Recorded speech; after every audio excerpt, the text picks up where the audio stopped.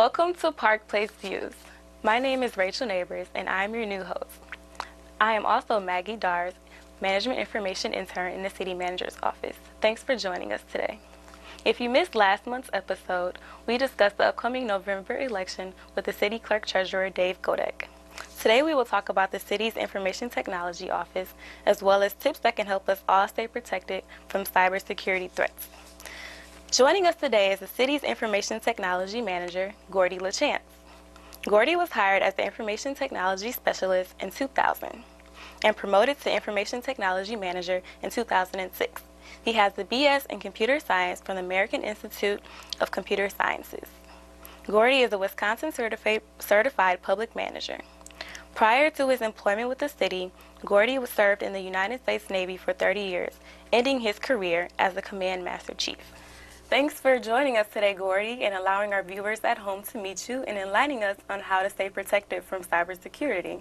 I covered some of the basics, but would you like to tell us a little bit more about yourself and your experience in working in information technology? Certainly. Thanks, Rachel. I spent 30 years in the Navy, so it shouldn't be a surprise that I had a wide range of experience, both with electronics and with computers. But I really started early in my life.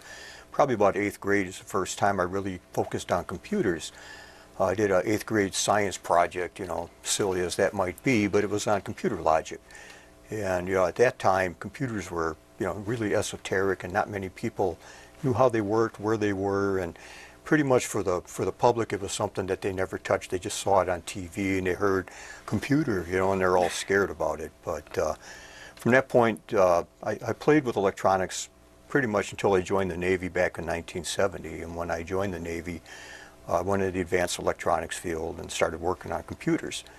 I was a cryptologist by trade, but really I did most of the hardware side, so direction finding and radio receiving and intercept, and part of that was computers and computer recognition. So I've worked on pretty much every computer type that there is. I mean, I've worked on microcomputers, I've worked on mainframes, I've worked on big, massively parallel machines like the old Cray machines. So I can pretty confidently say that every architecture that there is, I've worked on at one time or another.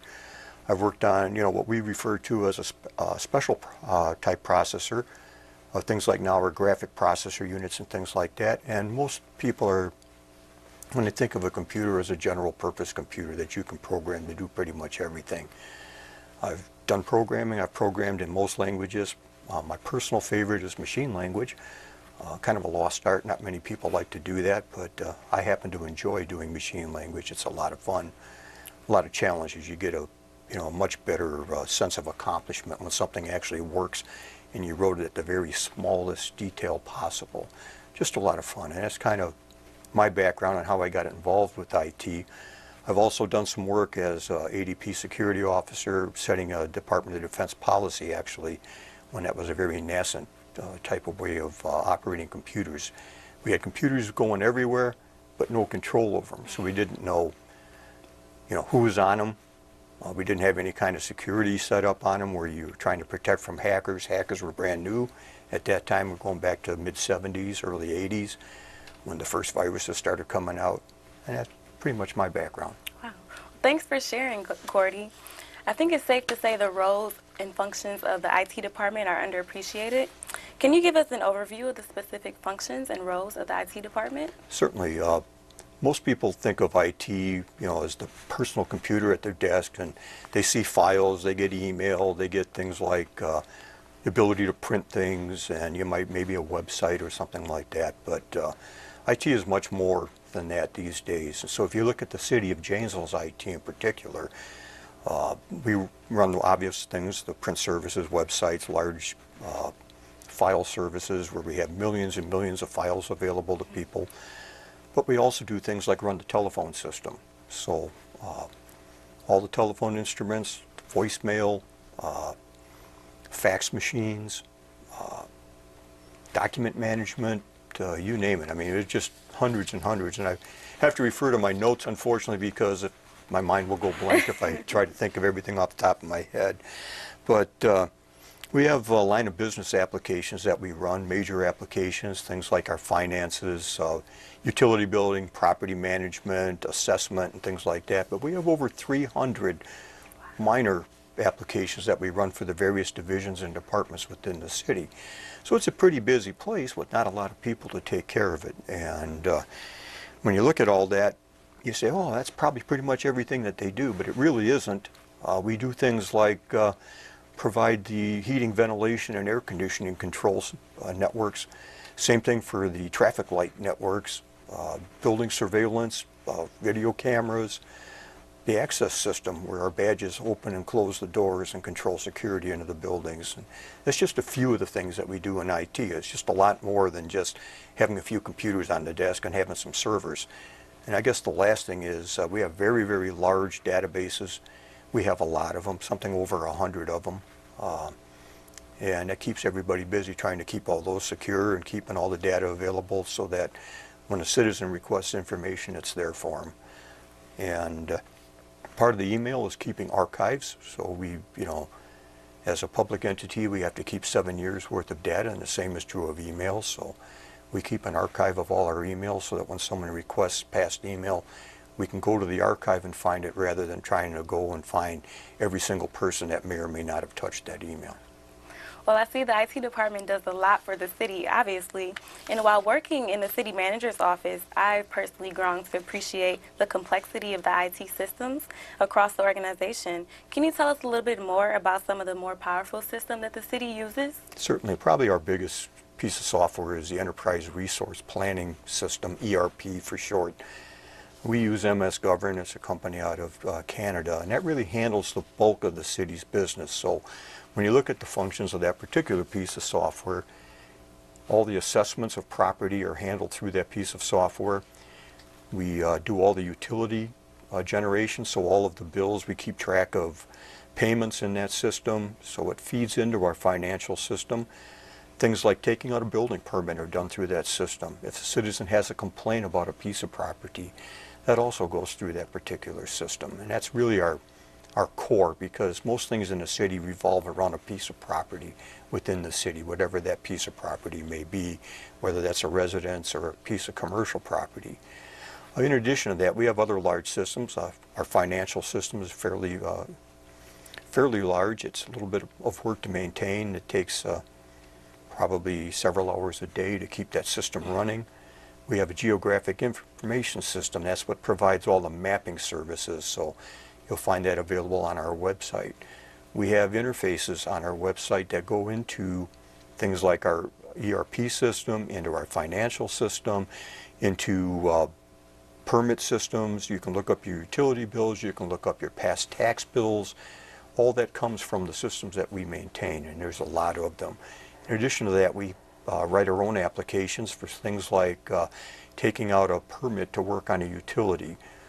We have places like Alliant and things like that that want to do work, and they want to get a permit to get that work done if they have to work in our right-of-way. And so we have the ability for them to come online, log in, and pull those kinds of permits. So those are some of the examples of our bigger systems. Thanks, Gordy. Being the city's technology manager in a world where technology is changing all the time, how do you stay on top of current issues and trends in the technology? Really, if you're going to work in IT, you have to be willing to change constantly. That is probably the one thing is whatever is true this absolute second now is obsolete. It just totally is. And so you have to be willing to work in that kind of environment. And that means you have to constantly look for sources of information, and reading is a big one for me, so I subscribe to a number of publications, looking at websites, just conversing with other IT managers, going to training courses. It's just something you're constantly learning in this environment. There's no static information, there's no static equipment, and like I said, everything is obsolete about the time you buy it. So that's part and parcel of working in IT. It's not an easy field to be in. It looks really easy from the outside, but once you get in it and find out that all the stuff that you thought you knew, you don't know. Nice. I understand this past summer the city was faced with a cybersecurity attack. How often is the city's network compromised? Well, it doesn't get compromised too terribly often. And even the attack we had, we shut the site down mostly out of an abundance of caution so that we could recover from it. We weren't quite sure what kind of damage was being done. But we're attacked 24 hours a day, 7 days a week. There's people trying to come in. We see several hundred attempts every minute, and sometimes several thousand every minute if it's a real active time, like when all the kids go back to school at the colleges and want to try out their newfound IT skills, and they pick places, and it gets very, very busy during that time. Or if something hit the news, you get a large uptick in the number of people trying to get into your network. It's the type of thing that you have to put a lot of protection measures in place in order to get beyond that, and we do. We have many, many layers of protection, starting at the workstation, working all the way out to our connection to the internet. Gordy, what steps are being taken to ensure the city's network security, and does the city have any protection software against these attacks? We do have hardware.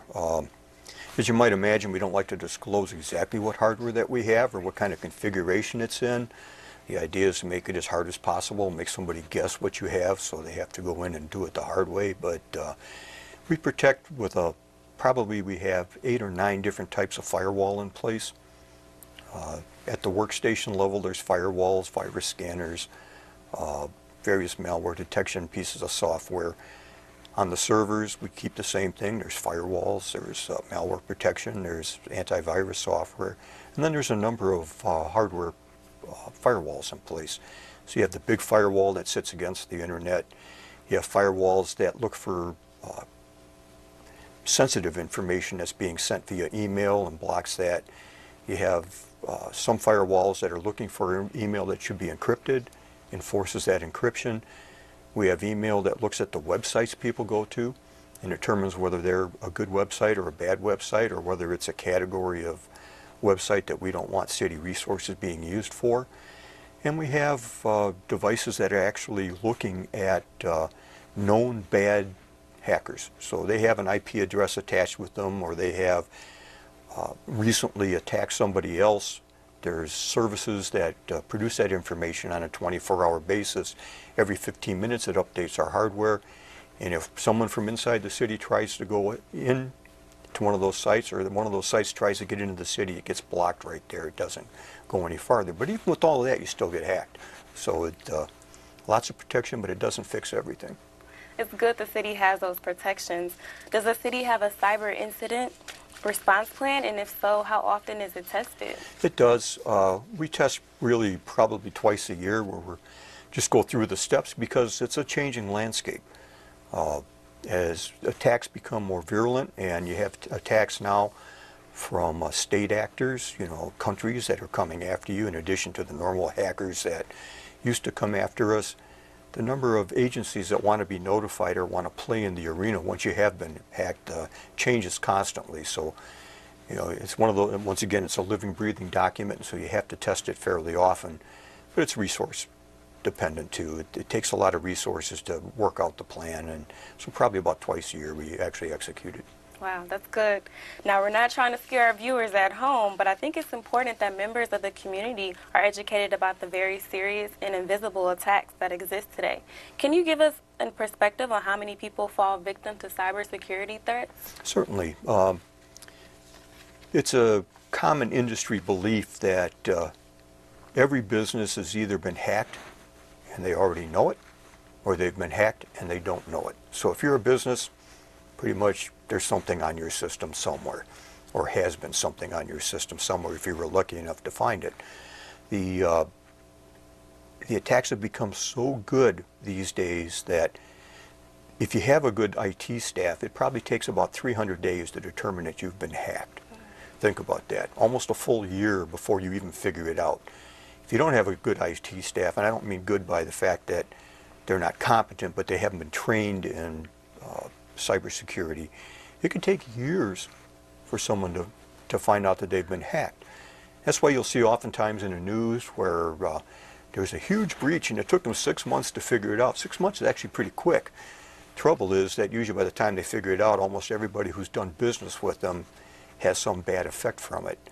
If you take one of the most recent ones, We had Yahoo hit the news here recently. 500 million accounts were compromised. Think about that, 500 million. That's a lot. It is a lot, and so pretty much anybody who's done business with a major player in the cyber arena has probably had their account stolen at least once, most of them multiple times. It's gotten to the point now where oftentimes the credit card companies find out before you do, and they issue you new cards. Sometimes you're unfortunate and you find a new charge on your account, or someone impersonates you and they've exfiltrated some of your personal information and put that out, and it's a very bad thing. But I hate to scare people unnecessarily, but the only safe way to work on the internet is not to be connected to it. So you take that convenience factor of working on the internet, and that comes with risk, and so you have to accept that risk, or you just don't play in that arena. Now, Gordy, what are the most common types of cybersecurity attacks, and what information do criminals typically go after during an attack? There's really three basic types of attack. You've got the first attack, which is referred to commonly as a botnet, a robot network. In that particular type of attack, what will happen is they get into your machine, they put some programs that run in the background, and most people aren't aware that they're even there. You may see that your network is busy once in a while, or your machine runs a little slow, but for the most part, you're just totally unaware of it. That's a fairly common attack. That type of attack is used to go after and attack somebody else. And so what they'll do is they'll take anywhere from hundreds to sometimes tens of thousands of machines and simultaneously attack some location, put them off the air basically.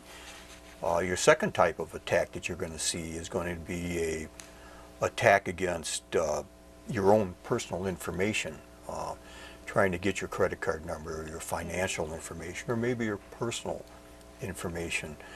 That type of attack generally you don't see very often, but when you do see it, there's not much you can do about it.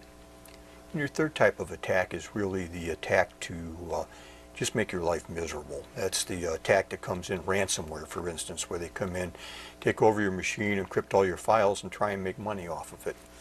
The end game in something like that is to make money. That's the whole trick of it, is get you to pay to get your files back. Those pictures you took last night that haven't been backed up, and they're going to go after those, and they're going to encrypt them, and you're probably going to pay because you want them really bad. And they do the same thing in businesses. They go after it. They're trying to make money off of it. You really have two different ways of conducting the attacks. One of the most common these days is via email. You've probably heard the term phishing, or maybe spear phishing. I have.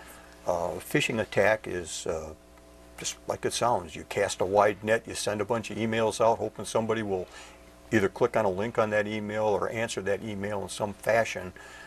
And once you do, software is downloaded to your machine, and one of those three types of attacks would take place. The second way of doing that, the spear phishing way of doing that, is to go out and target you specifically. They go out and maybe find out about the business you worked at, or maybe look on your Facebook account and see the kinds of things that you do, the people that you communicate with, and they're going to target some interest that you possibly have. And it'll be very specific to you. It may be by somebody that you know, a name that you know. It's spoofed, but it'll look like it comes from one of your friends, and it's easy to bite on those kinds of attacks. They try to raise an alarm. If you think of what ransomware does, it tries to tell you that, the IRS is coming after you for collection, or you have an invoice that hasn't been paid. And because you didn't do that, you want to fix it. And you're going to click on the link, and you're going to go out there and do that. I mean, that's really what it's all about. And the last way of really attacking you that's common is what we call a drive-by. And what a drive-by is they go and infect a site, a website, usually temporarily, maybe only for seconds. And they'll put something on that website that you have no control of. There's nothing you can do. It just happens. It hits your machine. If you're the unfortunate person that hit that website at that time, you get infected. It's just, it's reality. Unfortunate. It's very unfortunate, but it does happen, and we try to protect people by putting filters in for sites that are known. But a lot of times it's a big site. It could be CNN, it could be Google, it could be any number of very common sites. And of course, if you're the hacker, or you're the guy trying to make money off of it, you want to get the biggest bang for the buck. So you're going to go after a site that a lot of people are going to attack. And even though you may only have a few seconds of access, think of how many clicks Google gets in a 30-second period of time. Very effective. Very effective, and and that's kind of what you have to live with these days. That's just the nature of the game. Well, thanks for letting us know things we should look out for. Now we're going to transition to another big thing, which is passwords. I know many people find it hard to keep up with multiple passwords. What are some tips that you have for a good password?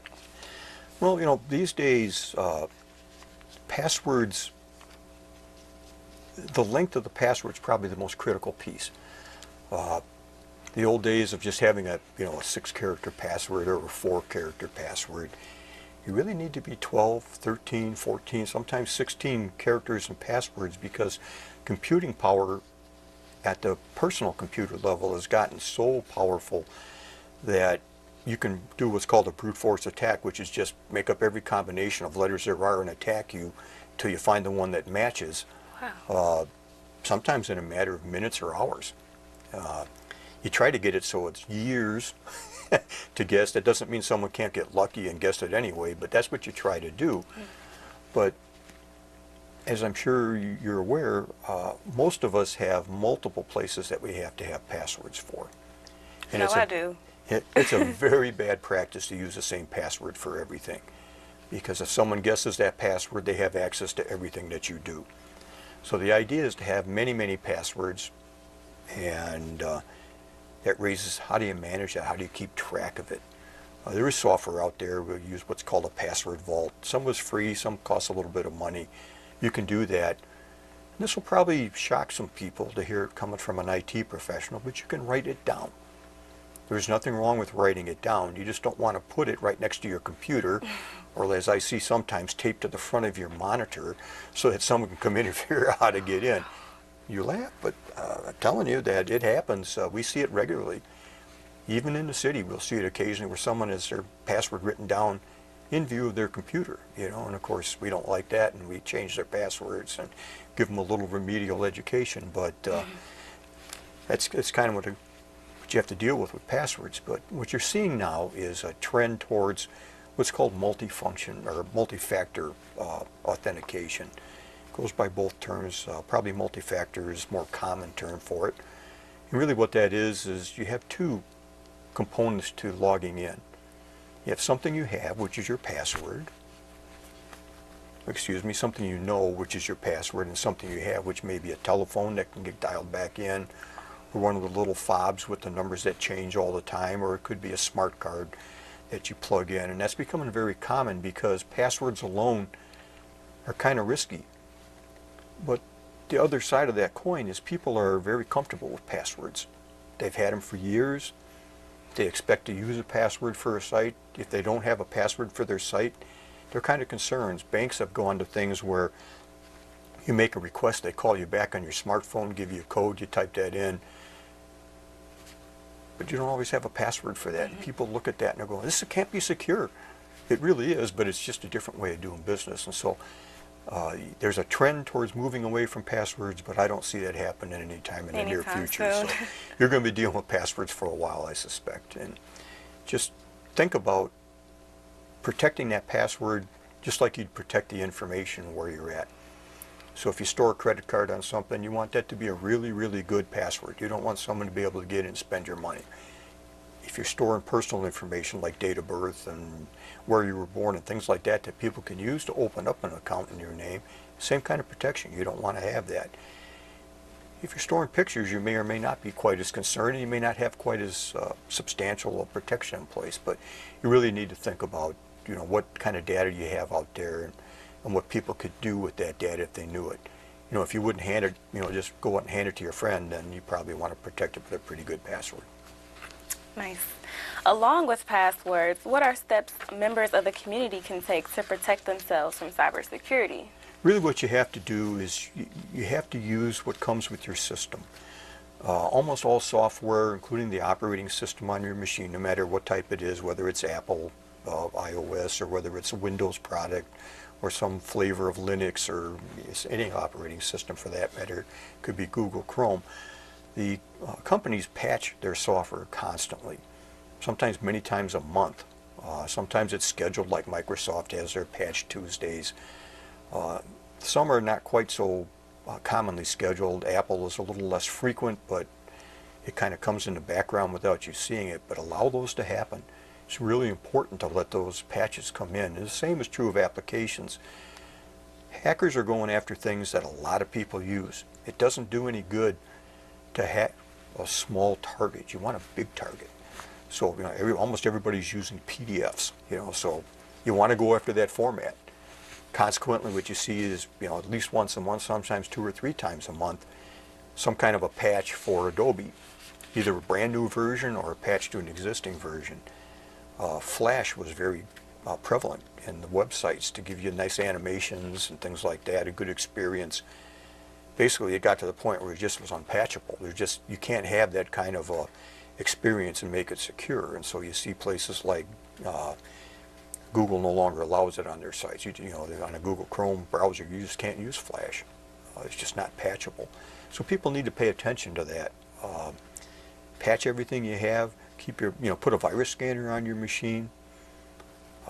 Even though 0-day, which is an attack that isn't known yet, is the most common way of attacking you, there's still a lot of old school viruses out there that are coming back in, and having that virus scanner in there will give you a notification or block that from happening on your machine. But keep your machine patched and, use the tools that are out there to kind of protect yourself. That's really the key to it. Nice. Well, you shared a lot of information with us today, Gordy. But as we wrap up, do you have any last thoughts that you would like to share with our viewers at home? Yeah, I do. One of the things we hear oftentimes is my 3-year-old can fix my computer better than I can. And there's a lot of people that when they have a problem with their machine will go to, a trusted relative, for instance, to help them fix the problem.